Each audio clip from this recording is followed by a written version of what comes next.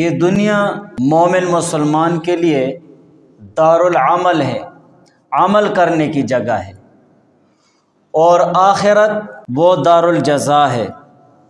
مومن مسلمان اس دنیا میں جو اعمال کرتا ہے، چاہے وہ اچھے اعمال ہوں یا برے اعمال ہوں،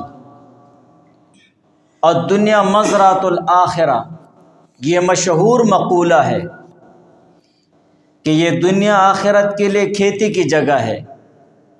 یہاں پر مومن مسلمان جو بوتا ہے آخرت میں وہی کاٹے گا۔ دنیا میں بھی آپ دیکھتے ہیں، اگر کوئی انسان گندم لگاتا ہے اور گندم بوتا ہے تو گندم ہی کاٹتا ہے۔ ایسے نہیں ہوا ہے کہ کوئی گندم بوئے اور مکئی کاٹ دے۔ تو یہ دنیا مزرعۃ الآخرہ، یہ آخرت کے لیے کھیتی کی جگہ ہے، اور آخرت دارالجزا ہے، مالک یوم الدین۔ اللہ تعالیٰ روز جزا کے مالک ہیں۔ جزا کے معنی بدلہ دینا۔ آخرت میں دنیا میں جو اعمال کیے ہوں گے، چاہے وہ اچھے اعمال ہیں یا بد اعمال ہیں، آخرت میں ان کا پورا پورا صلہ مل جائے گا۔ آخرت میں فیصلہ ہو جائے گا۔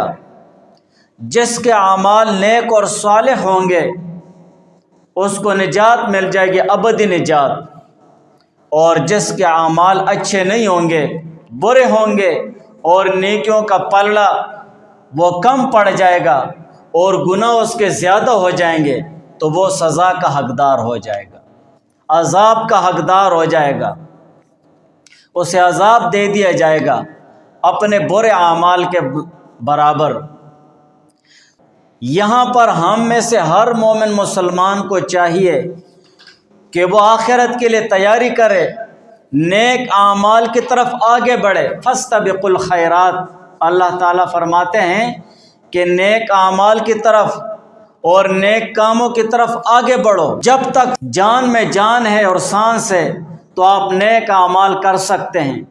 جب اس جان سے جان نکل گئی ہے تو پھر آپ بیکار ہو گئے، کوئی نیک عمل نہیں کر سکتے ہیں، پھر انسان بے آسرا ہو جاتا ہے۔ تو ہمیں نیک اعمال کی طرف بڑھنا چاہیے، اور نیک اعمال جیسے بھی ہو اپنے زندگی میں اپنے 24 گھنٹے زندگی کو نیک اعمال کے سانچے میں ڈال دینا چاہیے۔